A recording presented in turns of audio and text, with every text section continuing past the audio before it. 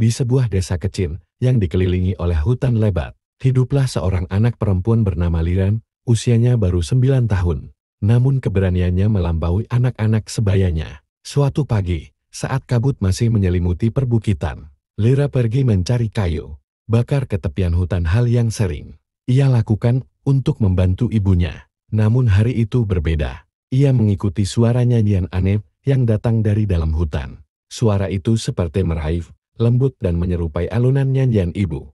Langkah demi langkah membawanya makin jauh ke dalam. Lira baru sadar ia tersesat ketika tidak bisa lagi menemukan jalur pulang. Matahari mulai merunduk dan kabut turun perlahan, menutupi jejak yang ia tinggalkan. Ketakutan mulai merayap di dadanya, tapi ia terus berjalan, berharap menemukan tanda kehidupan.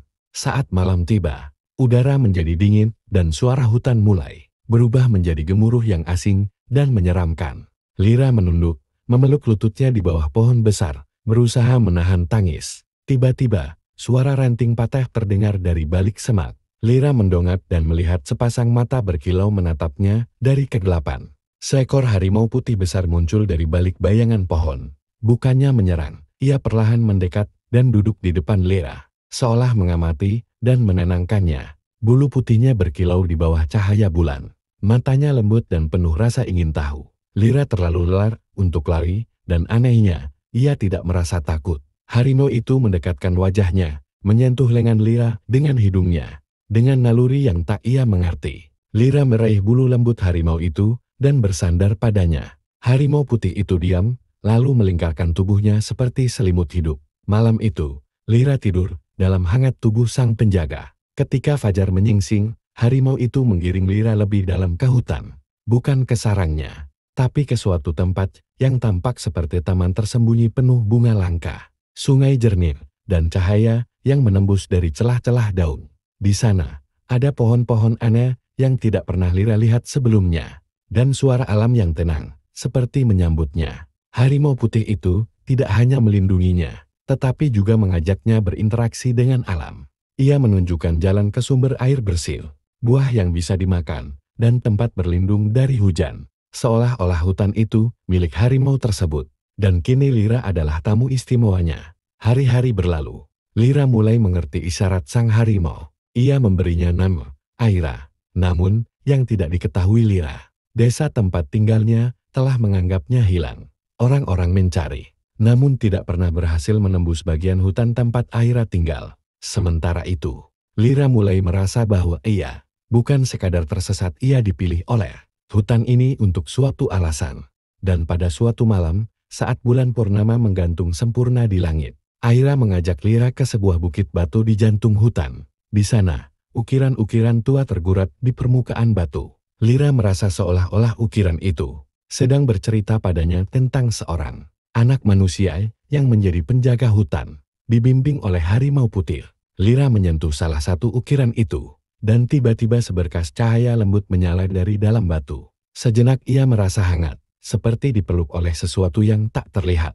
Aira duduk tenang di sampingnya, memandangnya seolah mengerti apa yang sedang terjadi. Suara samar terdengar di telinga Lira, bukan dari luar, tapi dari dalam pikirannya. Suara itu berkata, penjaga telah dipilih kembali. Darah lama mengalir dalam nadi anak manusia. Waktunya datang. Lira terdiam. Ia tak tahu apa maksud suara itu, tapi ia tahu hidupnya tak akan sama lagi. Sejak malam itu, ia mulai bermimpi tentang harimau putih lain yang lebih besar, tentang pohon-pohon yang bicara, tentang bintang-bintang yang bergerak mengikuti langkahnya. Dan tiap kali bangun, Lira merasa tubuhnya lebih peka, pendengarannya lebih tajam, dan pikirannya lebih jernih. Aira mengajarkan banyak hal, cara membaca arah angin, cara mendengar gerakan tanah, bahkan cara merasakan makhluk hidup dari kejauhan. Hari demi hari, Lira menjadi bagian dari hutan, bukan hanya sebagai tamu, tapi sebagai pelindung. Namun sesuatu mulai berubah. Suatu malam,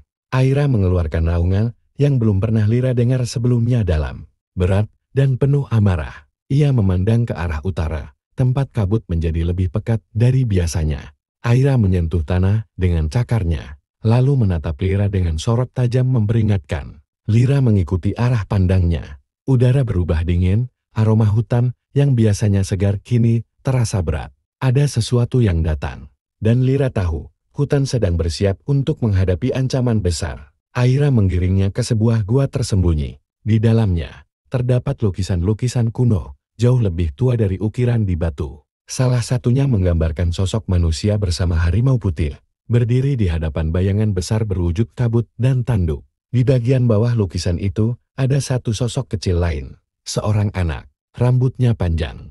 Ia sedang memegang tongkat kayu yang mengeluarkan cahaya. Wajahnya mirip Lira. Lira menatap Airan, harimau putih itu perlahan menunduk. Menyentuhkan kepalanya ke tangan Lira, ia tahu, takdir sudah menunggunya. Hari-hari menjelang pertarungan besar terasa sunyi. Hutan seperti menahan napas. Burung-burung berhenti bernyanyi. Angin tak lagi berdesir lembut, melainkan membawa bisikan yang tak dimengerti. Lira dan Aira bersiap. Di tengah gua, mereka duduk berseberangan. Dikelilingi cahaya. Dari batu-batu berpendar yang hanya menyala saat malam benar-benar tenang. Lira kini telah berubah. Wajahnya masih anak-anak, tapi sorot matanya menyimpan kebijaksanaan yang tak biasa. Ia telah menyatu dengan hutan, dan pada malam ketiga setelah peringatan itu, kabut hitam mulai menyusup ke batas hutan. Tumbuhan layu seketika, tanah retak, dan hewan-hewan melarikan diri dari satu titik. Tempat dulunya hutan dibakar oleh manusia. Demi ladang dan jalan, dari sana muncul makhluk berjubah kelabu, tinggi, tak sepenuhnya nyata. Bayangannya berubah-ubah, tapi matanya selalu marah menyala. Ia membawa kekuatan yang menghisap kehidupan. Aira berdiri di hadapan Lira, tubuhnya lebih besar dari biasanya. Ia mengaum, dan dari balik semak, muncul harimau-harimau lain, putih dan coklat, yang entah dari mana datangnya. Lira mengangkat tongkat kayu bukan sembarang tongkat, tapi cabang pohon kehidupan yang tumbuh hanya sekali dalam 1000 tahun. Cahaya muncul dari ujungnya, terang tapi hangat, seperti cahaya matahari yang terlahir kembali. Pertempuran pun terjadi. Makhluk kelabu berusaha menyelimuti hutan dengan kabut dan ilusi. Tapi Lira berdiri di tengah badai, memanggil kekuatan dari bumi. Ia menghantamkan tongkat ke tanah, dan cahaya menjalar seperti akar ke seluruh penjuru hutan. Pepohonan kembali hidup, daun-daun tumbuh kembali, dan kabut mulai pecah. Aira menyerang, bukan dengan kekuatan buas, melainkan dengan keberanian dan kesetiaan yang tak tergoyahkan. Dalam sekejap, makhluk kelabu terdesak. Ia berteriak suara yang membuat langit mendung. Tapi ia tak mampu bertahan di hadapan cahaya hutan yang telah terjaga kembali. Dengan satu pukulan terakhir dari tongkat Lira, makhluk itu lenyap menjadi abu. Kabut menghilang. Hutan diam sejenak, lalu bersuara kembali. Burung bernyanyi, air sungai mengalir, dan Lira jatuh berlutut dalam diam, merasa seperti telah mengakhiri sesuatu yang lebih tua dari dirinya sendiri. Aira mendekat, menyentuh kepalanya ke bahu Lira. Hutan telah selamat. Esok paginya, Lira berdiri di tepi hutan. Sosok-sosok dari desa tampak di kejauhan, mencari, berharap. Ia menatap ke arah Aira dan berkata lirih, "Aku akan kembali suatu hari nanti." Dengan langkah pelan, Lira keluar dari hutan. Ia kembali sebagai anak desa, tapi di dalam dirinya telah tumbuh jiwa penjaga. Dan di antara pepohonan, seekor harimau putih duduk tenang, menatap langit biru menanti waktunya bertemu kembali.